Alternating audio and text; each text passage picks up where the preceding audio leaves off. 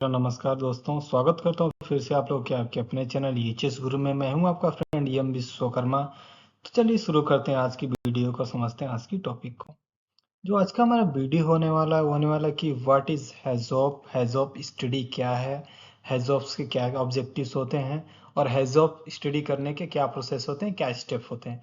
क्योंकि आप कहीं भी केमिकल इंडस्ट्री में, ऑयल एंड गैस में या कहीं भी ऑपरेशंस में आप काम करने जाओगे as a safety officer, supervisors, managers, तो बहुत सारे पॉसिबिलिटी रहते हैं कि आपसे एक क्वेश्चन पूछे जाएं और आपको ये पता होनी चाहिए। तो यहाँ पे मैं एक सिंपल लैंग्वेज में, सिंपल भाषा में आप लोगों को हैजॉप बताऊंगा, हैजॉप समझाऊंगा। तो बने रहिए मेरे साथ इस वीडियो में। तो चलिए शुरू करते हैं वीडियो को। तो सबसे पहले हम यहाँ हैजॉप का डेफिनेशन से स्टार्ट करते हैं। यहाँ पे मैंने इंग्लिश और हिंदी दोनों में दे रखा है डेफिनेशन। आपको जो भी अच्छा लगे आप यहाँ से रेडी कर सकते हो, समझ सकते हैं।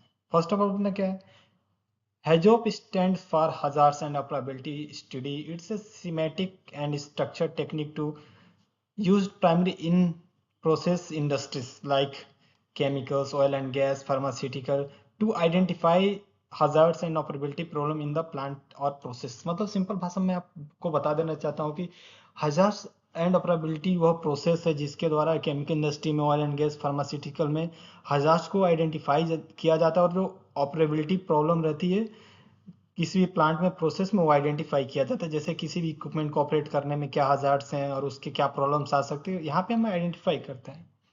हम हैजॉप क्यों करते हैं, हैजॉप स्टडी करने का क्या ऑब्जेक्टिव रहता है। फर्स्ट ऑफ ऑल अपना क्या है, identify potential deviation from the design intent. मतलब डिजाइन की तरफ से कोई भी डेविएशन हुआ है, कोई भी प्रॉब्लम हुई, उसको आइडेंटिफाई करना है। फिर evaluate their possible causes and consequences. जो भी डिजाइन में प्रॉब्लम हुई है, जो भी अपने सेफ्टी डिवाइसेस मिसिंग है, उसके पॉसिबल कॉजेस क्या है, उसके कॉन्सिक्वेंसेस क्या होते हैं। फिर उसके बाद recommend action and safeguard to mitigate the risk. मतलब हैजॉप में हम उसमें रिकमेंडेड एक्शन रिकमेंड करते हैं और जो भी हमारे सेफगार्ड्स हैं उसको अप्लाई करते हैं और इसको मिटिगेट करते हैं। तो चलिए दोस्तों आगे देखते हैं कि हैजॉप्स के क्या प्रोसेस। तो हैजॉप्स के प्रोसेस में फर्स्ट ऑफ ऑल अपना पॉइंट आ जाता है डिफाइन द स्कोप। इसमें क्या करना, डिफाइन द स्कोप में establish the boundary of system और प्रोसेस टू स्टडीज। मतलब जो भी हमारे सिस्टम और प्रोसेस के बाउंड्रीज उसको डिफाइन करना है कि हमें क्या क्या स्टडीज करना है। लाइक कि हमारे कौन सा यूनिट है, कौन सा इक्विपमेंट है जिसको हमें हैजॉप स्टडी करना है। Identify relevant process documents such as PNID, piping instrumentation ID and process flow diagram, PFDID जिसको बोलते हैं। तो हमको उसको आइडेंटिफाई करना है जो हमारे PNID क्या क्या है, PFDID क्या क्या है, इसके बेस पे हम उसको स्कोप डिफाइन करेंगे। फिर उसके बाद सेकेंड आ जाता है अपना फॉर्म द हैजॉप टीम। दूसरा में हमको हैजॉप टीम फॉर्म करना रहता है। हैजॉप टीम हम में किसको किसको इंक्लूड करते हैं, जो भी हमारे प्रोसेस इंजीनियर्स हैं उनको, जो हमारे ऑपरेटर्स हैं उनको, जो सेफ्टी प्रोफेशनल है उनको, जो इंस्ट्रूमेंट एंड कंट्रोल इंजीनियर्स हैं उसको, जो भी हमारे डिज़ाइन इंजीनियर उनको, फिर फैसिलेटर जो हमारे हैज ऑफ लीडर हैं उनको, फिर scribe to record the discussion. मतलब इसको डिस्क्राइब करना है और रिकॉर्ड डिस्कशन को रिकॉर्ड करना है। फिर divide the system into node. जो भी हमारा सिस्टम है उसको हमको नोड में ब्रेक करना है। Like break the process to manageable section और nodes usually around the particular pieces of equipment and pipeline. जो भी हमारे इक्विपमेंट है, जो हमारे पाइपलाइन है, उनको नोड्स में बांटना है। जैसे हमारे एक इक्विपमेंट को अलग ले लिया, एक पाइपलाइन को अलग ले लिया, उसको हमको उसको ब्रेक करना है नोड्स में। फिर each node presented A part of process with A clear design intent.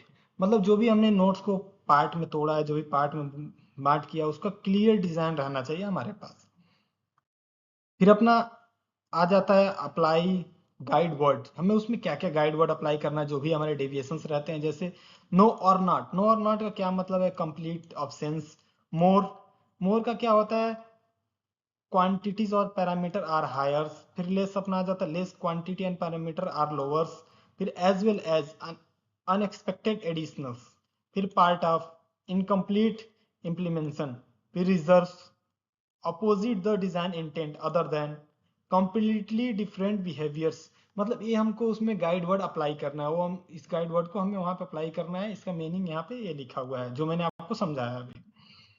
फिर उसके बाद आ जाता है identify the deviation. Identify deviations में क्या आ जाते हैं, जैसे कि उसमें हमको पता करना है कि हमारे जैसे हमारे जो भी प्रेशर गेज हो गए, जो भी फ्लो टेम्परेचर हो गए, उसमें कोई डिविएशन तो नहीं है, कोई छूट तो नहीं गया है। फिर डिटरमाइन द कॉजेस, उसमें हम लोग को कॉजेस डिटरमाइन करना, like for each deviation the team identify possible causes, मतलब हमारे हर डिविएशन के लिए पॉसिबल काजेस क्या क्या हैं उसको हमें आइडेंटिफाई करना, like equipment failure, operator error, control loop failures.